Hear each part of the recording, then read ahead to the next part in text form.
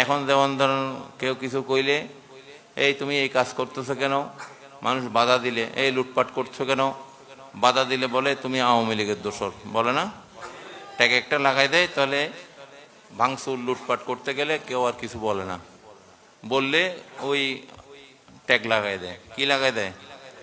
Tag লাগাই দেয়। কিন্তু দেশের প্রতি, মানুষের প্রতি, মানবতার প্রতি চিন্তা করে অনেকের ডাক দিতে চায়, কিন্তু যখন দেখে যে না, উল্টা তাকে ট্যাগ লাগিয়ে তাকে মারধর করা হয়, সেই ভয়ে মানুষ যখন চুরি ডাকাতি এরকম জাহেলিয়াতের কাজগুলো দেখলো চুপ মেরা থাকে।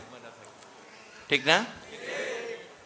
একটা লোককে পাথর দিয়ে মারতেছে, আরেকটা লোক তুলে তুলে আবার মারতেছে, থেতলাই দিচ্ছে তার মাথা, তার শরীর।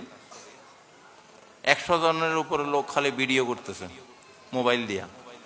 অর্থাৎ 10 জন লোক যদি সেখানে হাত লাগায়, ওই একটা লোকের ধরে, তাহলে ওই লোকটা বাঁচে না? হ্যাঁ। কিন্তু ভাইরাল হওয়ার লাগা, তার ফেসবুক বেশি লাইক করার লাগা বা টাকা কামানোর লাগা, এটার মাধ্যমে মানুষ তো অনেক কিছু শিখে গেছে। এখন